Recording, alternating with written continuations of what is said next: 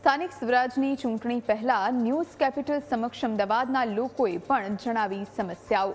ગોમતીપુર વિસ્તારમાં લોકો પ્રાથમિક સુવિધાઓથી વંચિત રહેતા ભારે હાલાકી ભોગવી રહ્યા છે। છેલ્લા 5 વર્ષથી વિકાસના કોઈ કામ ન થયા હોવાની સ્થાનિકોમાં ભારે રોષ જોવા મળી રહ્યો છે।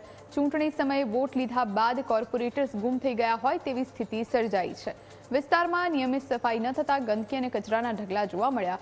ખુદ ધારાસભ્યની ઓફિસ બહાર પણ કચરાના ઢગલા હોવા છતાં તંત્ર દ્વારા કોઈ કામગીરી કરવામાં નથી આવતી। લોકોને પીવાનું શુદ્ધ પાણી નથી મળતું। સમગ્ર વિસ્તારમાં ઠેર ઠેર ગેરકાયદે દબાણોનો ત્રાસ વધી ગયો છે।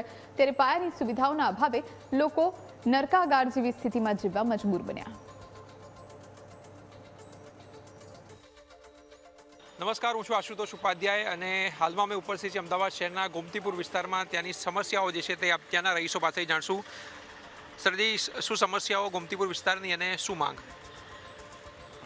ગોમતીપુર વિસ્તારમાં લગભગ છેલ્લા 5 વખતથી કોંગ્રેસના કોર્પોરેટર છે, ધારાસભ્ય છે, પણ વિસ્તારનો આજ સુધી જોઈએ એવો કોઈ વિકાસ નથી થયો। તમે વિસ્તારમાં મારી સાથે આવો, તમને બતાવો। અહીંયા બાજુમાં એમની ઓફિસ છે, ત્યાં રોડ ઉપર એટલી બધી ગંદકી અને એટલી બધી તકલીફો છે કે આવવા જવામાં બહેનો દીકરીઓને તકલીફ પડે છે। અને આખા વિસ્તારમાં પાણીની એટલી બધી તકલીફ છે, ગટરની છે, રોડની છે। અહીંના કોર્પોરેશનના કોર્પોરેટર પાસે પબ્લિક જાય છે તો ઉડાવ જવાબ આપે છે, કોઈ કામ નથી કરતા। આજુબાજુના વિસ્તારમાં બાજુની અંદર અહીંયા હું લગભગ ગોમતીપુરમાં 30 વર્ષથી કામ કરું છું અને નવું સીમાંકન થયા પછી સામે અમરેવાડીનો પટ્ટો આવ્યો। એ અમરેવાડીનો પટ્ટો હું જ્યાં રહું છું અમરેવાડીમાં આવે છે। ત્યાંના કોર્પોરેટરો, ત્યાંના ધારાસભ્ય, સંસદ સભ્યશ્રીઓ અમારા એ પટ્ટામાં અંગત ધ્યાન આપીને દરેક ચાલીમાં નવા બોર્ડ લગાવડાયા, નવા પથ્થરો લગાવ્યા, પાણીની ગટર, ડ્રેનેજ લાઇન અને કંઈ પણ તકલીફ હોય તો એ લોકોને મેં ફોન કરીએ છીએ ને એ લોકો કામ કરે છે। પણ આ બાજુ ખાલી રોડ ક્રોસ કરીને અહીંના કોંગ્રેસના કોર્પોરેટર કે ધારાસભ્ય બધા નિંદ્રાધીન છે, કોઈ સાંભળતું નથી। પબ્લિક ત્રાહીમામ થઈ ગઈ છે, કોઈ વિકાસના કામો આજ સુધી થયા નથી। અહીંયા આજુબાજુ જે વિકાસના કામો થયા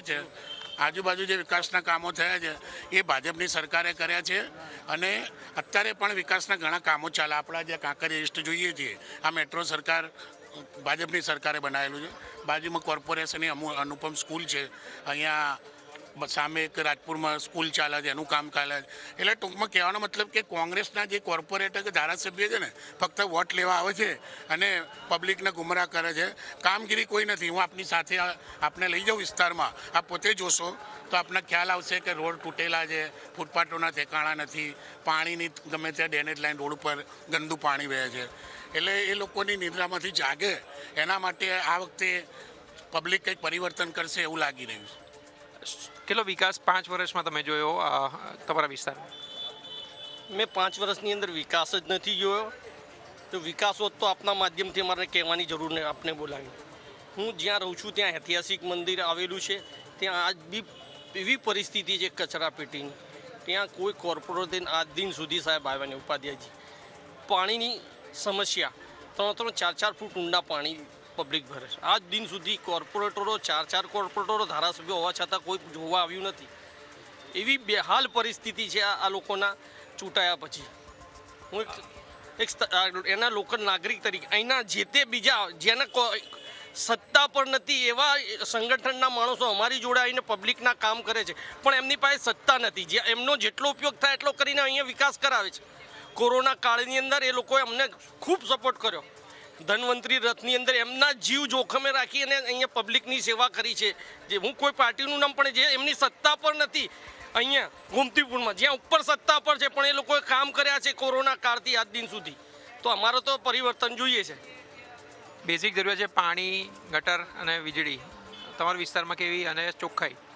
અમારા વિસ્તારમાં છેલ્લા 25 વર્ષથી કોંગ્રેસના કોર્પોરેટર છે અને છેલ્લા 15 વર્ષથી તો શૈલેષ પરમાર ધારાસભ્ય છે। અમારા વિસ્તારની અંદર પાણી બિલકુલ કોઈના ચાલીઓમાં આવતું નથી। પાણી આવે તો ગંદુ આવે છે, ગટરો બી ઉભરાઈતી રહેતી હોય છે। અઠવાડિયામાં 2 થી 3 વખત બધી જગ્યાએ ગટરો ઉભરાય છે, બરાબર છે। પાણી પૂરતા આવતા નથી। સ્ટ્રીટ લાઇટો બી બંધ હોય છે, અઠવાડિયામાં 4 દિવસ તો સ્ટ્રીટ લાઇટ બંધ હોય છે। અમારે કોર્પોરેશનમાં ફોન કરીને ચાલુ કરાવવું પડશે। અહીંના ધારાસભ્ય કે અહીંના કોર્પોરેટર કોઈ ધ્યાન આપતા નથી। દરેક ચાલીઓની તમે સ્થિતિ જોઈ લો, પાણી ગંદુ આવતું હશે, ગટરો ઉભરાતી હશે, પથ્થરો તૂટેલા હશે, બધું પથ્થરો રિપેરિંગ બી નથી થતા। કેવી પરિસ્થિતિ તમારા વિસ્તારની અને શું વિકાસ ઈચ્છો છો તમે? સર મારું નામ કમલેશભાઈ રસિકલાલ ચાવડા. હું પીઠાવાડી ચાલીમાં રહું છું. અહીંયા ઘણા વર્ષોથી કોંગ્રેસની સત્તા ચાલે છે, પણ અમારી પીઠાવાડી ચાલીમાં વર્ષો જૂના સરકારી જાજરા છે. ત્યાં ઘણી સર બહુ જ ગંદકી થાય છે, બહુ જ ગંદકી થાય છે. નાના બાળકોને જોવે એવા ખરાબ રિપોર્ટો આવે છે, મેલેરિયા ડેન્ગ્યુ એવું આવે છે. કોર્પોરેટરને રજૂઆત અમે કરીએ છીએ તો કોઈ નિવારણ આવતું નથી. અને જ્યાં સરકારી જાજા છે પીઠાવાડી ચાલીમાં, ત્યાં આંગણવાડી ભવિષ્યમાં બને એવી આશા રાખું છું. આંગણવાડી બને તેવી આશા જે છે તે રાખે છે. અન્ય લોકોએ તેમની સાથે પણ આપણે વાત કરશું. મિત્ર, શું તકલીફ અને કઈ રીતના તમે જુઓ છો, શું વિકાસ થવો જોઈએ, શું માનો છો આપણે?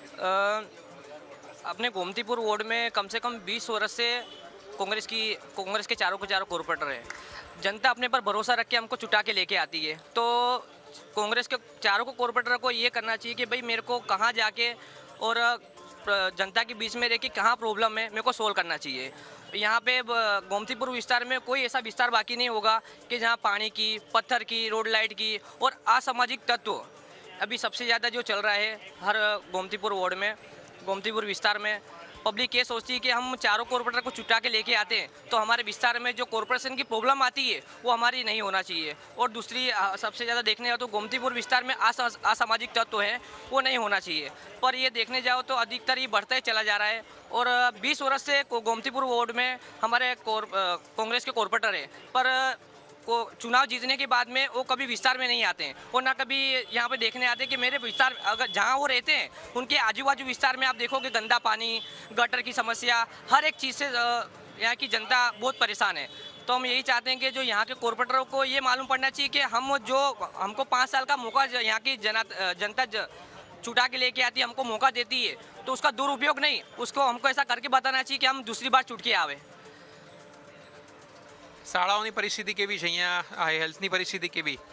દવાખાના અહીંયા કોર્પોરેશનની જે કામગીરી છે કોર્પોરેટરો દ્વારા 0-0 કામગીરી છે.